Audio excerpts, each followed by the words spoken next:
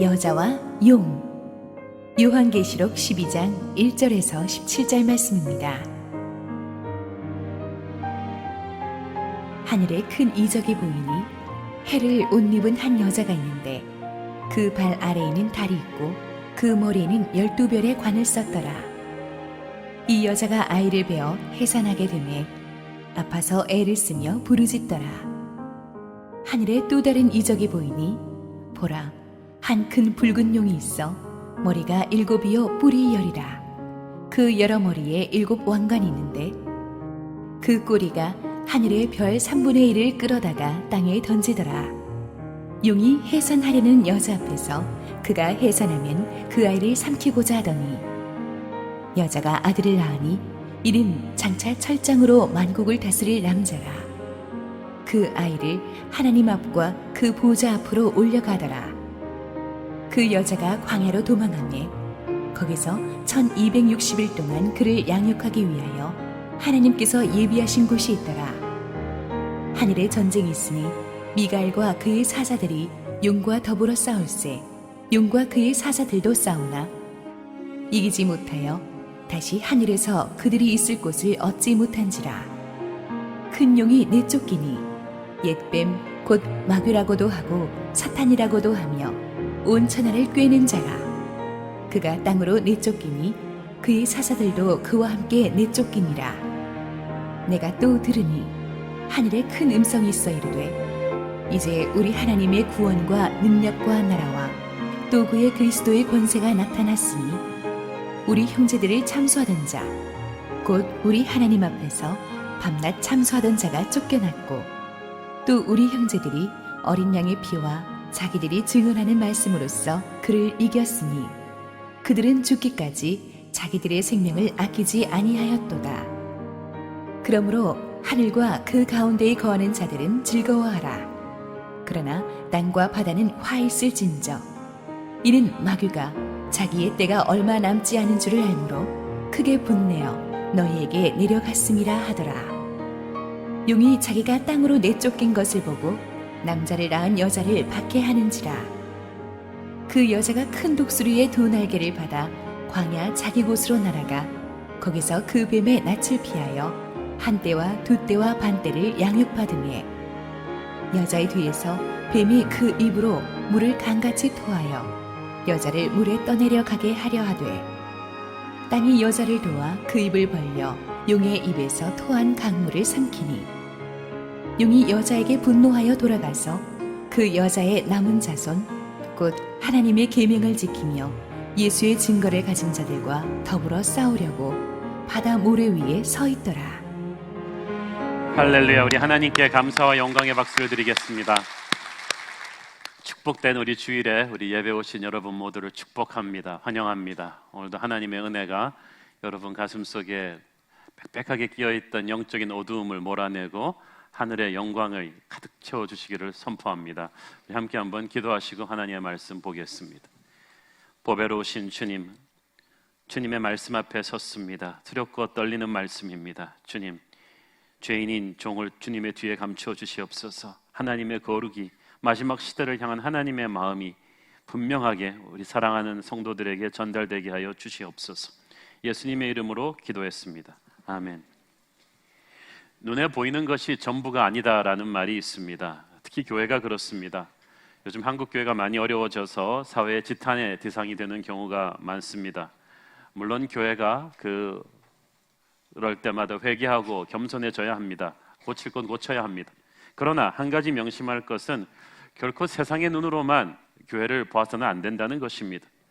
교회 성장을 위해서 몇몇 교회들이 기업이나 학교의 경영 마인드를 교회에 도입하고자 했던 시도들이 있었습니다. 물론 도움은 조금 될 것이지만 조심할 필요가 있는 것이 교회는 인간의 손에 의해서 만들어진 조직이 아니기 때문입니다. 교회는 메이드 인 헤븐입니다. 주님의 선물로 시작되었습니다.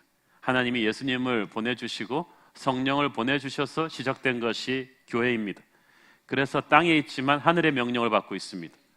땅에 있지만 땅의 가치관이 아닌 하늘의 가치관으로 운영이 됩니다. 그래서 교회는 육의 시각이 아닌 영의 시각으로 봐야만 제대로 이해할 수가 있습니다.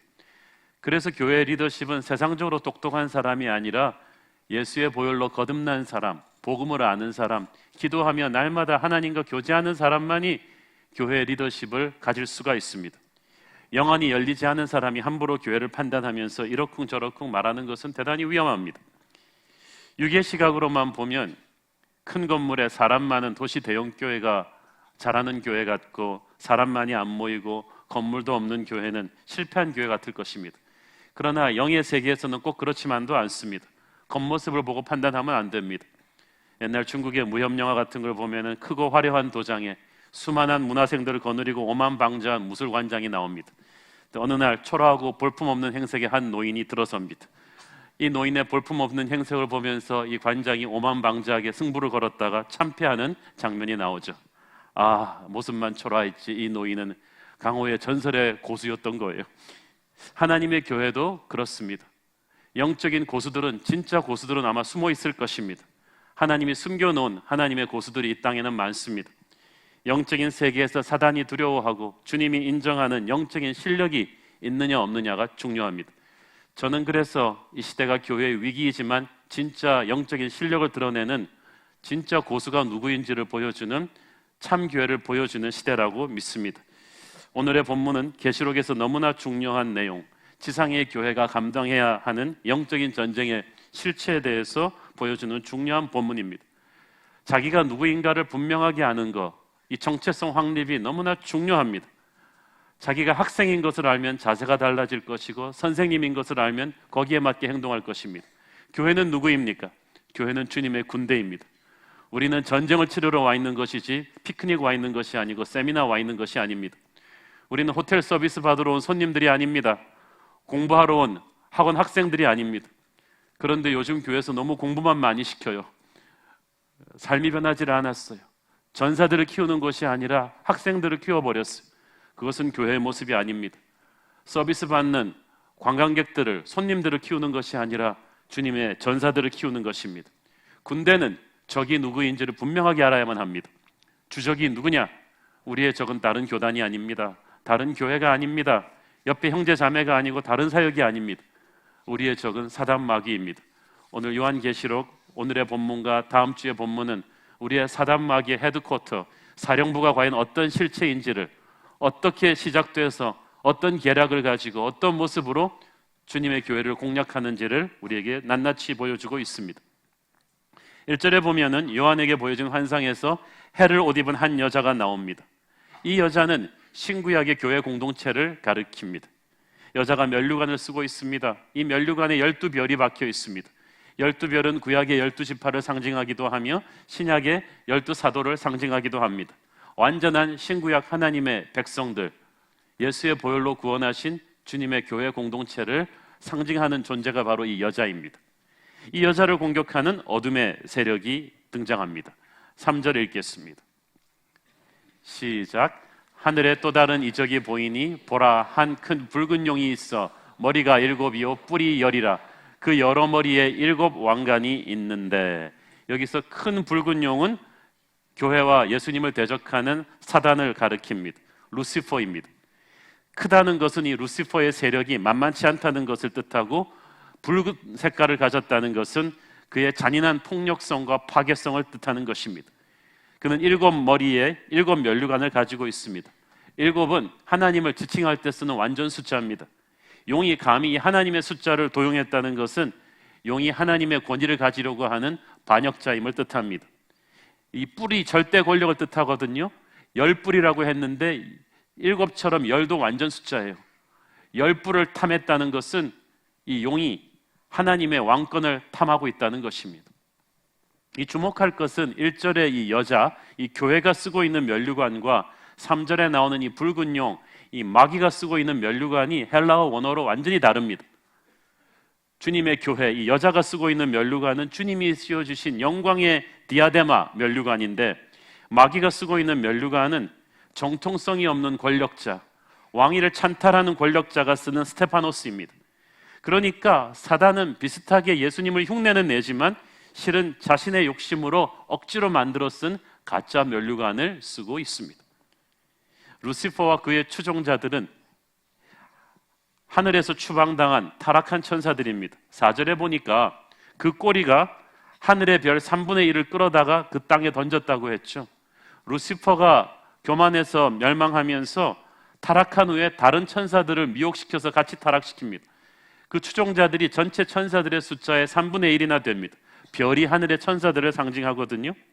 이 마귀들을 거느리고 이 루시퍼가 이 세상에 내려와서 이 땅의 모든 어지러움과 분란과 미움과 전쟁과 범죄와 우상 숭배들을 뒤에서 부추기는 것입니다. 9절에 보니까 이 마귀를 표현하는 세 가지 단어가 더 나옵니다. 9절 같이 읽겠습니다. 시작. 큰 용이 내쫓기니 옛 뱀 곧 마귀라고도 하고 사단이라고도 하며 온 천하를 꿰는 자라. 그가 땅으로 내쫓기니 그의 사자들도 그와 함께 내쫓기니라. 자, 사단의 첫 번째 이름은 옛 뱀입니다. 이것은 예덴 동산에서 아주 교활한 지혜로 사탄의 하수인이 되어서 인간을 타락시켰던 뱀을 가리키는 것입니다. 아주 경험이 많고 교활하고 악한 지혜로 가득 차 있습니다. 그는 온 천하를 꿰는 자라고 했습니다. Leading people astray. 사람들을 잘못된 길로 인도하는 존재입니다. 어떻게 잘못된 길로 인도합니까? 거짓으로 인도합니다. 잘못된 표지판을 들어서 사람들을 잘못된 길로 인도합니다. 예수님은 진리이시지만 마귀는 거짓말 그 자체입니다. 진리를 비틀어 버립니다. 그것이 마귀의 본질입니다. 요한복음 8장 44절 예수님이 하신 말씀입니다. 시작. 너희는 너희 아비 마귀에게서 났으니 너희 아비의 욕심대로 너희도 행하고자 하느니라. 그는 처음부터 살인한 자요 진리가 그 속에 없으므로 진리에 서지 못하고 거짓을 말할 때마다 제 것으로 말하나니 이는 그가 거짓말쟁이요 거짓의 아비가 되었음이라. 지금 사람들이 얼마나 거짓을 많이 말합니까? 서로 거짓말할 것을 전제하고 세워놓은 안전장치 때문에 얼마나 우리가 돈도 많이 쓰고 피곤합니까? SNS도 돌아다니는 말의 반이 거짓말입니다. 여러분은 농담으로라도 거짓말하지 말기를 바랍니다. 사탄이 그럴 때마다 그 거짓의 영으로 역사합니다. 사단의 또 한 가지 이름은 마귀입니다. 영어로 devil이라고 하는데 이 말이 원래 헬라어로 디아블로스입니다. 디아블로라는 게임 즐겨하는 분들 당장 끊기를 바랍니다. 사탄의 헬라어 이름이에요. 디아블로스인데 이 디아블로라는 말은 둘 사이를 파고 들어가서 갈라놓는다는 뜻입니다. 사탄은 분열의 왕입니다. 싸우게 하는데 천재입니다. 서로를 이간질시켜서 틈을 내는데 전문가입니다. 10절에 보니까 마귀가 우리 형제들을 하나님 앞에서 밤낮으로 참소했다고 되어 있죠. 참소는 고발했다는 말입니다. 마귀의 특징은 끊임없이 하나님 앞에서 우리의 약점을 계속 고발하는 것입니다. 그래서 하나님으로 하여금 우리를 오해하게 하고 또 우리에게는 와서 또 하나님을 계속 오해하게 만듭니다. 하나님 무섭고 심술궂은 분이라고. 그래서 끊임없이 이간질시켜요. 그리고 성도와 성도 사이에 와서 서로를 끊임없이 오해하고 작은 상처를 크게 부풀려서 서로를 분열하게 만들어 놓습니다. 그러나 하나님은 마귀의 말을 듣지 않으십니다. 마귀를 내쫓으십니다. 우리도 그래야만 합니다. 마귀가 우리에게 하나님에 대해서 좋지 않은 감정을 심을 때 우리는 사탄아 물러가라 그러면서 그걸 끊어버려야만 합니다.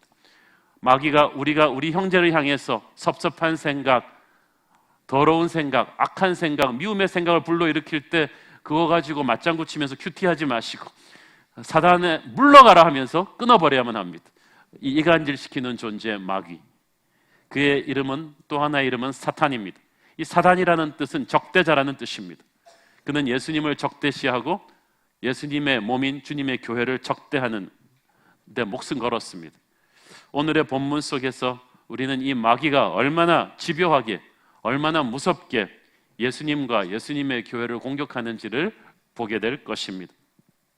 마귀의 1차 공격 대상은 두말할 것도 없이 예수 그리스도이십니다. 2절을 보십시오. 이 여자가 아이를 베어 해산하게 되매 아파서 애를 쓰며 부르짖더라.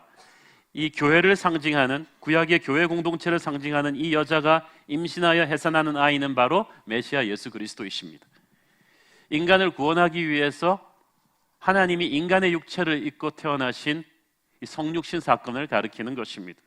예수님이 하나님의 교회 공동체, 여자의 후손 다윗의 가문에서 태어나셨습니다. 이 여자가 아파서 애를 쓰며 부르짖었다는 것은 구약의 교회 공동체가 얼마나 애타게 메시아를 기다렸는가를 보여주죠. 그런데 이 마귀가 태어나는 아기 예수를 태어나는 순간부터 공격하기 시작합니다. 4절을 보십시오.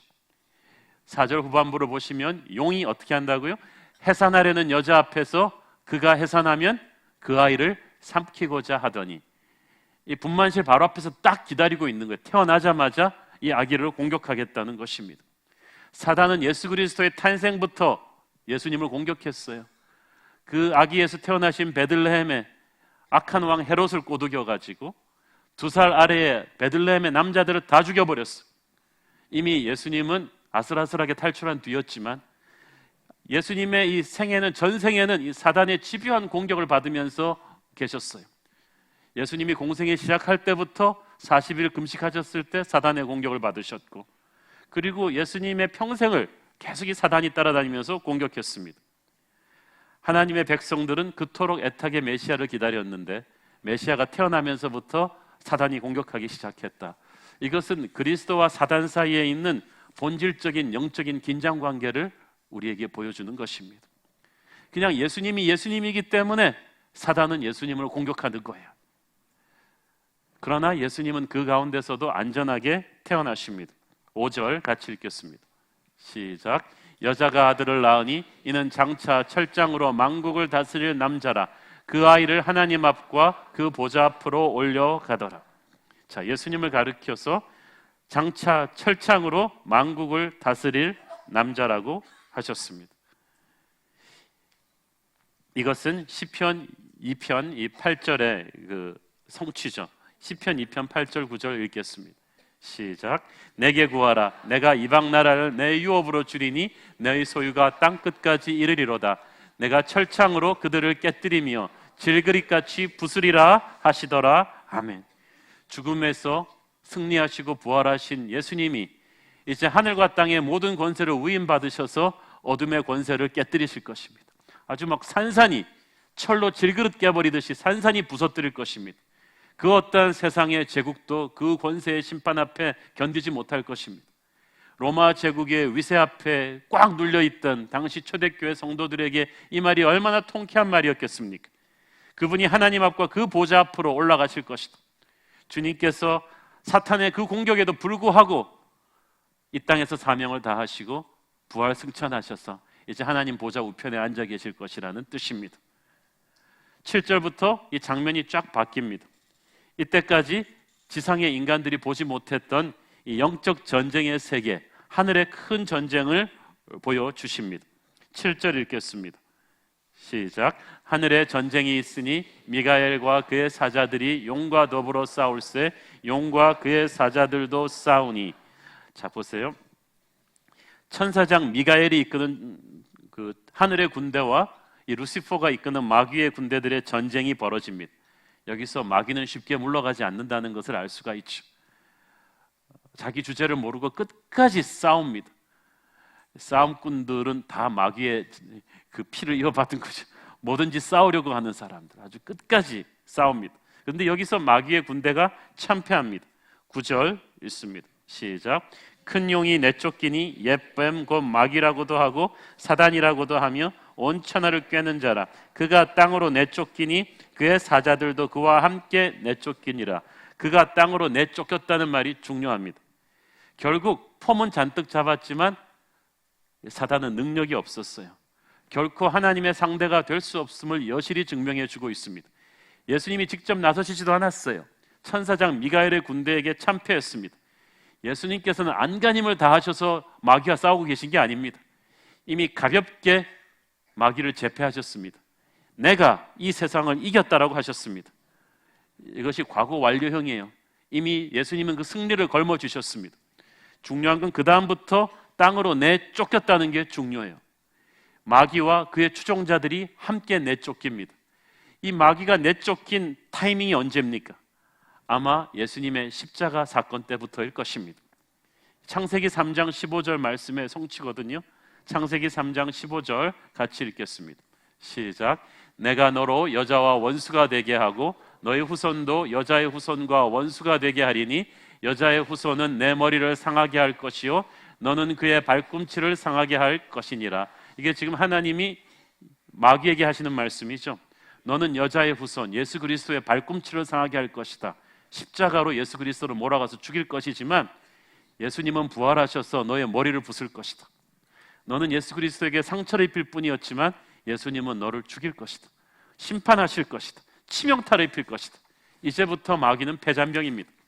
그 십자가 사건 때부터 마귀는 패잔병입니다. 여러분이 이걸 믿으셔야 돼요. 패잔병의 발악입니다. 그래서 마귀를 두려워하시면 안 돼요. 지금 승리한 군대가 패잔병들이 도끼를 품었다고 두려워 이렇게 말하시면 안 된다는 거예요. 1차 전쟁이 끝났습니다. 그랬더니 마귀와 그 부하들이 이제 땅으로 쫓겨옵니다. 이제 무대가 땅입니다. 땅에는 아직 하나님의 백성들, 주님의 교회가 남아 있습니다. 교회를 향한 사단의 공세가 무섭게 시작되죠. 12절 읽습니다. 시작. 그러므로 하늘과 그 가운데 거하는 자들은 즐거워하라. 그러나 땅과 바다는 화 있을진저 이는 마귀가 자기의 때가 얼마 남지 않은 줄을 알므로 크게 분내어 너희에게 내려갔음이라 하더라. 마귀가 이제 자기의 때는 자기가 이제 하늘에서 쫓겨났는데 이제 언젠가는 땅에서도 쫓겨나서 아무 갈 데가 없이 영원한 지옥불에 던져질 아무 소망도 없는 그때가 가까운 줄을 직감하고 있다는 거예요. 그리고 발악을 하고 있다는 거예요. 그 발악이 주님의 교회 공동체를 향한 마지막 공격입니다. 13절 계속해서 읽습니다. 시작. 용이 자기가 땅으로 내쫓긴 것을 보고 남자를 낳은 여자를 박해하는지라. 여기서 남자를 낳은 여자는 메시아 예수 그리스도를 낳은 교회 공동체를 가리킵니다.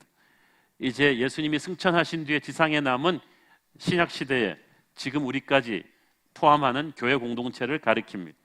사단은 이제 승천하신 예수 그리스도를 증거하는 교회를 핍박하기 시작합니다. 그 공격하는 방법이 아주 다양합니다. 첫째는 정면 공격입니다. 로마 같은 정부를 앞세워서 세상 정부를 앞세워서 신자들을 죽이고 고문하고 핍박합니다.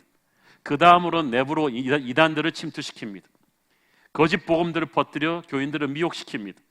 교인들 사이에 미움과 분열을 뿌려서 서로 싸우고 분리하게 하며 지도자들을 타락시킵니다. 작은 일을 크게 확대시킵니다. 교회들이 막 깨어지게 합니다. 주님의 교회를 향한 이 사단의 공격은 그때부터 지금까지도 얼마나 무섭게 계속되고 있는지 모릅니다. 지금도 미국의 사단의 교회 전 교인들은 매일 때를 정해놓고 돌아가면서 전 세계 교회 목회자들의 도덕적인 타락을 위해서 집중적으로 기도하고 있습니다. 어둠의 세력의 공격 목표는 분명합니다. 그런데 하나님께서 교회를 지키십니다. 이 6절과 14절 말씀은 사실 동전의 앞뒷면 같이 똑같은 말씀이에요. 6절 먼저 읽어보겠습니다. 시작. 그 여자가 광야로 도망하며 거기서 1260일 동안 그를 양육하기 위하여 하나님께서 예비하신 곳이 있더라. 1260일은 3년 반이죠. 문자적으로 해석하지 말고 상징적으로 봐야 합니다. 교회가 사단의 공격을 받는 이 마지막 때의 시간이에요. 하나님의 백성들이 이 교회가 광야로 도망한다는 게 중요합니다.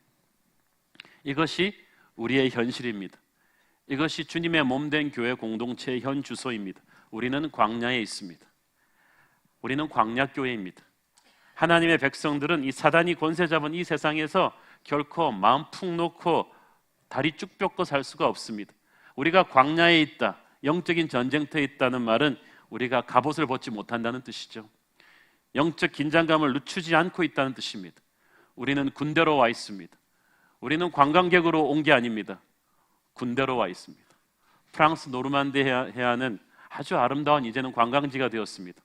그러나 지금 거기 관광객으로 가는 사람과 수십 년 전에 거기에 상륙했던 군대는 전혀 다른 몸가짐으로 갑니다.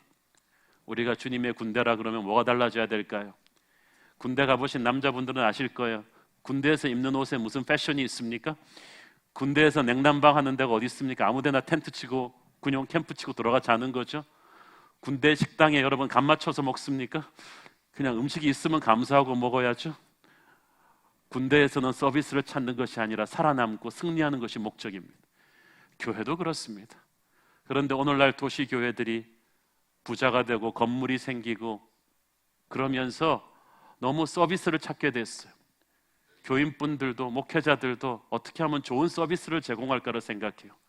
그러나 여러분은 서비스 받으러 오신 분들 아니잖아요. 우리는 주님의 군대입니다. 우리가 지금 건물을 빌려 쓰잖아요. 이것이 참 좋은 기회라고 저는 믿습니다. 우리는 광야에 와 있습니다. 정신을 번쩍 차리고 있어야 됩니다. 조금 불편하더라도 참아야만 합니다. 견뎌야만 합니다. 우리는 관광객으로 이 세상을 통과하는 것이 아니라 주님의 군대로 통과하는 것입니다. 조금 불편하더라도 참고 어렵더라도 서로를 격려하면서 강한 전투력을 가진 군대로 이 세상을 살아갑니다. 교회 생활도 그렇게 각오하고 해야 됩니다. 그러나 우리는 혼자가 아닙니다. 광야로 이 여자가 왔지만 하나님께서 6절을 보세요. 그를 양육하기 위해서 예비하신 곳이 있다 그랬어요. 양육한다는 말을 이 영어 성경에 보니까 to take care, 그를 돌보시기 위해서 하나님이 준비한 피난처가 이 광야 같은 세상 곳곳에 있다고 했어요. 교회가 아무리 핍박을 당해도 죽지 않는 것은 하나님이 주시는 은혜의 숨통이 곳곳에 열려있기 때문입니다. 생명의 오아시스가 곳곳에 있어요. 그래서 우리는 살아갈 수가 있는 거예요. 광야에도 만나는 내려요. 광야에도 샘물은 터지는 거예요. 우리가 광야 같은 세상을 살지만 우리의 대장 되신 예수 그리스도가 우리의 보급을 책임지십니다. 우리를 도와주십니다. 죽지 않게 하십니다. 저는 세상이 용에게, 우리가 마귀에게 쫓겨서 광야로 가 있다는 이 말 속에서 중요한 포인트가 있다고 믿어요. 교회가 세상으로 핍박받는 것은 여러 가지 이유가 있을 수가 있는데, 어떤 경우는 정말 교회가 회개해야 될 것들이 있습니다. 돈 문제, 명예 문제, 몇몇 지도자들의 도덕성 상실 문제로 사회 지탄이 될 때 교회가 그것을 겸허히 받아들이고 거듭나야 합니다. 목회자로서 저는 교회가 반성해야 될 점 반성해야 된다고 생각합니다. 그러나 교회가 그 모든 것을 다 반성하고 고치고 완벽하게 잘한다고 해서 세상이 교회를 칭찬해 줄 거라는 생각은 버려야 합니다. 그건 영적인 정직의 법칙대로 안 맞는 거예요. 정말 말씀대로 반듯하게 살고 가난한 이웃을 돕고 한다 할지라도 교회는 세상에 핍박을 받게 돼 있습니다. 그것은 우리가 예수님의 몸이기 때문에 그렇습니다. 빛과 어둠이 양립할 수가 없듯이 빛이신 주님의 군대와 이 사단의 군대가 양립할 수가 없어요. 아무리 매너가 반듯하고 깨끗하다 할지라도 적군은 적군이에요. 요한복음 15장 18절 19절에 영적 전쟁의 본질이 나와 있습니다. 시작. 세상이 너희를 미워하면 너희보다 먼저 나를 미워한 줄을 알라. 너희가 세상에 속하였으면 세상이 자기의 것을 사랑할 것이나 너희는 세상에 속한 자가 아니요 도리어 내가 너희를 세상에서 택하였기 때문에 세상이 너희를 미워하느니라. 아멘. 그래요. 이걸 보면 조금 허탈해지죠. 우리가 암만 잘해도 핍박은 온다. 그러나 정말 예수님 닮아서 오는 핍박이 영광스러운 핍박이죠. 우리가 정말 욕먹어서 싼 짓을 해서 받는 핍박은 그거는 진짜 핍박이 아니고 정말 주님의 말씀대로 살았는데도 당하는 핍박은 영광스러운 핍박입니다. 예수님의 사람이기 때문에 교회가 핍박받을 때 우리는 그래서 주님의 손을 특별히 더 붙잡아야 돼요. 그때 특별한 하늘의 은총이 더 임하거든요. 14절을 보니까 주님께서 큰 독수리의 두 날개로 우리를 받았다고 했습니다. 큰 독수리의 두 날개는 암탉이 병아리를 품는 듯한 하나님께서 얼마나 극진하게 광야 속에서 우리를 지키는가를 보여주는 것입니다. 하나님은 세상의 무서운 칼날 아래에 있는 자기의 백성들을 구원하십니다. 6절에 1260일 그리고 14절에 한 때와 두 때와 반 때는 다 3년 반이라는 시간인데, 그것은 주님이 처음 오셨을 그 십자가 그 순간부터 지금까지 마지막 때를 상징적으로 말하는 숫자입니다. 이미 영적인 전쟁은 시작되었습니다. 주님의 탄생이 그 영적 전쟁의 시작이었습니다. 이제 무서운 사탄의, 패잔병 사탄의 마지막 공세를 우리가 지금 받아내고 있는 것입니다. 이 사단이 예수 그리스도를 공격하다가 실패하니까 그 다음에는 그리스도의 몸된 교회로 그 포문을 돌립니다. 17절 읽겠습니다. 시작. 용이 여자에게 분노하여 돌아가서 그 여자의 남은 자손 곧 하나님의 계명을 지키며 예수의 증거를 가진 자들과 더불어 싸우려고 바다 모래 위에 서 있더라. 특별히 사단이 이제 마지막 일전을 준비하면 이게 굉장히 멋있는, 영화로 찍으면 반지의 제왕의 마지막 전투 같은 거예요. 바닷가 모래 위에 수많은 하나님의 군대가 서 있고 용의 무리들이 사단의 마지막 공격의 대형이 쫙 갖추고 있습니다. 그런데 요한계시록에서 하나님의 군대 성도들을 설명할 때 그냥 등록 교인들이라고 말한 게 아니에요. 보니까 교회 다니는 사람들이 아니고 하나님의 계명을 지키는 자들, 그리스도의 증거를 가진 자들, 영어 성경에 보니까 who hold on to the testimony of Christ, 그리스도의 말씀을 붙잡고 놓지 않는 자들, 하나님의 말씀대로 살기 위해서 목숨을 걸은 자들이 바로 사단이 공격하는 대상이라는 거죠. 적당히 그냥 주일날 교회만 간신히 나가면서 예배 시간 내내 졸다가 나오고 주머니에 잡히는 돈 그냥 헌금으로 던지고 나오는, 주중에는 하나님 까맣게 잊어버리고 세상적으로 살아버리는, 신앙 따로 삶 따로의 그런 성도들은 사단도 바쁘니까 건드리지 않습니다. 지금 사단이 도열하고 있는 공격 대상으로 정한 군대는 정예 군대예요. 주님의 교회에서 어중이 떠중이들이 아니라 정말 그리스도의 보혈과 말씀의 능력으로 무장한, 말씀을 붙잡고 있는 그리스도의 마지막 남은 정예 군대예요. 새로운 교회예요. 여러분, 저는 우리 교회가 큰 교회가 아니라 사단이 두려워하는 공격 대상으로 잡은 그리스도의 정예 군대이기를 바랍니다. 성도가 싸우기 전에 주님이 먼저 사단과 싸우셨습니다.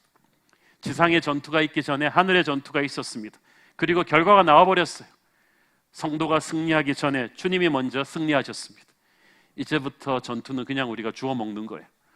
그런데 우리가 두려워하고 있어요. 사단이 할 수 있는 것은 엄포를 놓는 것뿐인데 아무 실체가 없는데 그 엄포에 눌려서 우리가 지금 너무나 위축되어 있다는 것입니다. 당시 로마 제국의 핍박 아래 신음하고 있던 초대교회에게 하나님은 그런 메시지를 주고 싶으셨어요. 15절 16절을 보니까 뱀이 물을 토하여서 여자를 익사시키려고 했습니다. 세상의 모든 것들을 동원해서 교회를 쓸어버리려고 했는데 땅이 그 물을 다 삼켜버렸다고 했어요. 어둠의 권세의 그 무서운 공격도 하나님이 다 차단해 준다는 것입니다. 사랑하는 여러분, 고난은 있으나 패배는 없습니다. 승리는, 마지막 승리는 교회의 것입니다. 과정이 고통스럽다 할지라도 포기하면 안 됩니다. 주님께서 교회를 지키시는데, 주님께서 교회를 지키시는 성도들에게 주신 두 가지 중요한 무기가 있어요. 11절 읽겠습니다. 시작. 또 우리 형제들이 어린 양의 피와 자기들이 증언하는 말씀으로써 그를 이겼으니 그들은 죽기까지 자기들의 생명을 아끼지 아니하였도다. 첫째 무기는 어린 양의 피입니다. 그리스도의 보혈입니다. 우리를 사탄의 노예가 되게 한 게 죄 때문이에요. 죄는 죄값을 치러야 문제가 해결이 되죠. 그런데 우리의 힘으로 안 되니까 어린 양의 보혈로 그 죄값을 치르셨습니다. 그 보혈 공로로 우리는 죄에서 자유했는데 문제는 이제 살아가면서 그 보혈의 공로를 날마다 누려야 된다는 거예요. 선포해야 된다는 거예요. 왜냐하면 우리가 죄의 근원으로부터는 자유했는데 이 죄의 잔가지들이 계속 우리 안에 침투해 들어오거든요. 그럴 때마다 우리는 우리의 힘과 노력이 아닌, 우리의 선행이 아닌 어린 양의 보혈을 선포함으로써, 예수님 앞에 그걸 고백함으로써 그걸 깨끗하게 해야 돼요. 거룩이 능력입니다. 큰 교회가 능력 있는 교회가 아니고 거룩과 순결한 교회가 능력 있는 교회예요. 우리는 그리스도의 몸인데 몸에 병균이 들어오면 아프잖아요. 아프면 아무것도 못해요. 출근도 못하고 아무것도 못해요. 그리스도의 몸 된 교회가 아파요. 요즘 죄가 들어오는 걸 방치했기 때문이에요. 쓰레기를 방치해두면 바퀴벌레가 기생하는 걸 막을 수가 없어요. 바퀴벌레만 잡아봤자 소용이 없고 쓰레기를 버려야 돼요. 우리의 겉에 드러난 모습이 아니라 죄를 예수의 그리스도의 보혈로 씻어내야만 합니다. 하나님 앞에서 회개하고 거룩과 정결의 운동이 일어나야만 돼요. 그래야 교회에 능력이 생겨요. 요한일서 1장 7절 시작. 그가 빛 가운데 계신 것 같이 우리도 빛 가운데 행하면 우리가 서로 사귐이 있고 그 아들 예수의 피가 우리를 모든 죄에서 깨끗하게 하실 것이요. 마귀가 두려워하는 교회의 유일한 무기는 십자가 보혈입니다. 교회가 아무리 선행을 하고 아무리 노력해도 능력이 생기는 게 아니에요. 그래서 아무리 촌스러워도 우리는 십자가의 보혈을 선포하고 설교하고 가르쳐야 되고 붙잡아야 되는 거예요. 세련된 교회가 아니라 보혈을 붙들고 있는 교회가 이기는 거예요. 그래서 그렇게 많이 배운 엘리트, 특급 엘리트 바울도 자기는 십자가 외에는 자랑하지 않겠다는 거예요. 고수는 진수를 알고 있거든요. 영적 전쟁의 진수를 꿰뚫은 거예요. 여우와 고슴도치가 싸우면 누가 이기는 줄 아세요? 여우가 꾀가 많은데 고슴도치가 이겨요. 여우는 다양한 방법으로 고슴도치를 공격하지만 고슴도치의 전략은 딱 하나입니다. 어제나 오늘이나 내일이나 딱 웅크리고 날카로운 가시를 뻗어서 공을 만들어서 버티는 거예요. 여우가 아무리 전략을 바꿔도 고슴도치를 이길 수가 없습니다. 사단은 여우 같아서 아주 다양하게 교회를 공격하지만 교회는 아주 심플하게 어제나 오늘이나 내일이나 십자가 보혈을 붙들고 있으면 되는 거예요. 그런데 교회가 타락하기 시작하면 십자가를 안 가르쳐요. 보혈을 안 가르쳐요. 너의 힘으로 할 수 있다는 걸 가르쳐요. 그게 사단의 성경에 나와 있는 말이에요. 너 자신을 믿어라. 네가 할 수 있다. 아니에요. 우리는 십자가의 보혈의 뒤에 숨는 사람이지 우리 자신의 힘으로 싸우는 사람들이 아닙니다. 주의 보혈이 능력이 있습니다. 두 번째는 증언하는 말씀의 능력이 있어요. 성도들이 자기들이 증언하는 말씀으로 그를 이겼다고 했죠. 말씀 자체가 능력인데 이 말씀은 선포할 때 그 능력이 갑절로 늘어납니다. 말씀을 붙들고 있으면 자기만 변하는데 이 말씀을 선포할 때는 그 파워가 번져나가기 시작해요. 그리고 어둠의 권세가 떨어지기 시작해요. 누가복음 10장 17절 18절 시작. 70인이 기뻐하며 돌아와 이르되 주여 주의 이름이면 귀신들도 우리에게 항복하더이다. 예수께서 이르시되 사탄이 하늘로부터 번개같이 떨어지는 것을 내가 보았노라. 언제 봤어요? 70인이 다니면서 복음을 선포할 때, 귀신들이 항복할 때 예수님은 이미 영적인 세계에서 어둠의 권세가 떨어지는 걸 봤어요. 여러분이 전도할 때 하늘에서 어둠의 권세들이 쫓겨나가고 마귀가 죽어나가는 것을 여러분은 믿으시길 바랍니다. 귀신이 쫓겨나가는 거예요. 말씀이 전파되면 될수록 그런 능력이 있어요. 그래서 말씀을 선포하기 전에는 그렇게 영적인 공격이 많은데 선포하면서 살아나요. 설교하기 전에는 제가 너무 힘든데, 특히 오늘 같은 마귀 설교할 때는 영적 공격이 너무 많은데 말씀을 선포하면서 살아나기 시작해요. 여러분이 순장하면요, 그게 축복이 있어요. 순예배 하기 전까지 순장은 내가 이걸 왜 했지? 앞으로는 순장하지 말아야지. 이런 생각이 막 수도 없이 들다가 말씀을 쉐어하고 말씀을 가르치고 나누기 시작하면 증언하는 말씀으로 어둠의 권세가 떠나는 걸 느끼게 될 것입니다. 주일학교 가르치는 선생님들, CS 가르치는 멘토분들, 그러니까 포기하지 마세요. 여러분이 말씀을 가르치는 게 축복이에요. 영적인 전쟁에서 보이지 않는 어둠의 권세들이 떨어지고 있다는 거죠. 사방에서 막이 떨어지는 소리가 가을에 군밤 떨어지는 소리처럼 막 들리는 그런 교회, 저는 우리 교회가 그런 살아있는 교회 되기를 바랍니다. 열정적으로 말씀을 선포하고 전도하고 선교하는 그런 교회를 사단은 두려워합니다. 세 번째는 목숨을 건 충성입니다. 이 사명을 위해서 죽기까지 자기들의 생명을 아끼지 아니한 사람들이 초대교회는 수도 없이 많았다는 거예요. 세상에 자기 목숨 안 아까운 사람 누가 있습니까? 그런데 자기 목숨을 초계처럼 버리면서 이 말씀을 전했다는 것은 그들이 그만큼 이 보배로운 주님의 복음의 가치를 알았다는 얘기죠. 누가 뭐 억지로 강압해서 하겠어요? 로마서 14장 8절, 이게 초대교회 각오입니다. 시작. 우리가 살아도 주를 위하여 살고 우리고 주를 위하여 죽나니 그러므로 사나 죽으나 우리가 주의 것이로다. 아멘. 이런 엄청난 고백을 하던 용감한 그리스도의 용사들이 초대교회에 많았다는 거예요. 그래서 그토록 가난하고 헐벗은 성도들이 많았지만 교회는 화려한 로마의 영광에 눌리지 않는 거룩한 능력이 있었던 거예요. 사랑하는 여러분, 우리는 그리스도의 군대입니다. 스포츠 게임하러 나와 있는 거 아니고 관광하러 나와 있는 거 아닙니다. 스포츠 게임은 저도 다시 돌아올 수 있지만 전쟁은 죽으면 끝입니다. 그래서 우리는 각오를 단단히 해야만 합니다. 전쟁은 중간에서 그만두지 못합니다. 끝까지 가야 합니다. 그리고 여러분이 그만둬도요, 어차피 사탄은 여러분 공격하게 돼 있어요. 무기를 내려놓는 그 순간 죽음입니다. 그래서 우리는 주님 나라 갈 때까지 영적인 군대로 서야 돼요. 이 교회가 얼마나 영광스럽습니까? 1절에 보니까 여자가 태양을 입고 있고 그 발 아래에는 달이 있고 머리에는 별들의 면류관을 쓰고 있다고 했어요. 세상의 눈에 보기에는 그토록 초라하고 헐벗은 교회였지만 주님이 보시는 교회는 너무나 영광스럽고 아름다운 그런 교회였던 거예요. 혹독한 제국의 핍박을 받고 있는 당시 사도 요한 시대의 초대교회에게 하나님은 그냥 피상적인 격려를 주신 게 아니에요. 슬퍼하지 마, 다 잘 될 거야, 그런 영혼이 없는 멘트로 격려하신 게 아닙니다. 하나님께서는 눈에 보이는 상황 뒤에 일어나고 있는 보이지 않는 이 영적인 전쟁의 실체를 보여주신 거예요. 이 실체를 객관적으로 정확하게 이해를 해야 우리는 눈에 닥치는 현실을 이겨낼 수가 있습니다.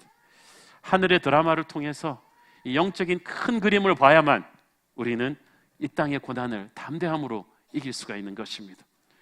하나님의 교회에 고난은 있으나 패배는 없다는 것을 우리는 가슴에 절절하게 새겨만 합니다. 교회가 그런 하늘의 눈으로 현실을 봐야지, 그렇지 않으면 세상이 조금만 뭐라고 하면 우리는 자꾸 위축이 돼요. 우리가 교회가 잘못하고 그러면 하나님 앞에서 회개하고 반성해야 됩니다. 세상이 손가락질 하기 전에 해야 되지만, 그렇다고 해서 세상 앞에서 교회가 아무것도 아닌 것처럼 위축될 필요는 없습니다. 하나님께서는 우리가 단순히 고난을 견뎌내는 정도가 아니라, 살아남는 정도가 아니라 전열을 재정비하고 사단의 군대와 맞짱을 뜨기를 원하십니다. 반격을 하기를 원하십니다. 교회를 적대하는 어둠의 권세는 이미 우두머리가 패배했기 때문에 반드시 패배할 것입니다. 그러므로 교회는 전열을 정비하고 영적인 총공세를 펼쳐야 될 것입니다. 한국 교회가 요즘 너무 기가 죽어서 너무 방어적인 모드로 가버렸어. 전열을 재정비하고 회개할 걸 회개하고 다시 한번 반격을 준비해야만 합니다. 사랑하는 여러분, 사실 이런 본문, 제가 월요일날 이 본문 보면서 깝깝해가지고 참 무섭기도 하고 힘들기도 하고, 어느 목사가 이런 본문 설교하고 싶겠어요. 한 본문 안에 사단, 마귀, 뱀, 용 뭐 다 나오는데 다음 주는 더 해요. 666도 나와. 그런데 내가 이 설교 준비하다가 밤에 악몽 꾸는 거 아니야? 그런데 본문을 묵상하면 할수록 하나님이 주시는 담대함, 주중에 생기는 이 오기, 어떤 담대함이냐 하면은 하나님이 나를 무섭게 하려고 적의 실체를 보여주신 게 아니라는 거죠. 이 본문을 묵상하면 할수록 우리가 두려워했던 마귀가 종이 호랑이에 불과했다는 것을 알게 됩니다. 주님께서는 그 마귀가 결정타를 맞고 패배하고 있는 적이라는 걸 우리에게 알려주기를 원하세요. 두려워하지 않기를 원하십니다. 주님의 군대로 정면 승부를 피하지 않기를 원하십니다. 우리는 주님의 군대입니다. 혼자 이 싸움을 싸울 수가 없습니다. 우리의 적은 다른 교단이 아닙니다. 교단끼리 서로 싸우지 맙시다. 우리의 적은 다른 교회가 아닙니다. 다른 형제 교회가 비난받고 가라앉고 있을 때 팔짱 끼고 구경하지 맙시다. 그들을 위해서 기도합시다. 그들을 사랑합시다. 우리의 적은 다른 형제 자매들이 아닙니다. 서로를 사랑해야 합니다. 마귀는 우리를 분열시키려 하고 대립시키려 하고 위축시키려 하겠지만, 우리는 서로 사랑하면서 격려하면서 십자가 군병으로 벌떡 일어나서 마지막 시대의 전쟁을 준비합시다. 주님께서 우리 새로운 교회를 보혈과 말씀으로 무장시킨 마지막 시대를 깨울 십자가 군병으로 세울 것을 믿습니다. 기도하겠습니다. 사랑하는 아버지, 은혜를 감사합니다. 우리는 결코 뒤로 물러가 침륜에 빠질 자가 아니요 어둠의 권세를 정면으로 무찌를 하나님의 강한 용사들임을, 군대임을 믿습니다. 마귀의 협박에 두려워 떨지 않게 하시고 세상의 손가락질로 두려워하지 말게 하시고, 우리는 오직 주님만 두려워하며 주님만 사랑하며 보혈과 말씀으로 무장하고 승리하게 하여 주시옵소서. 예수님의 이름으로 기도했습니다. 아멘.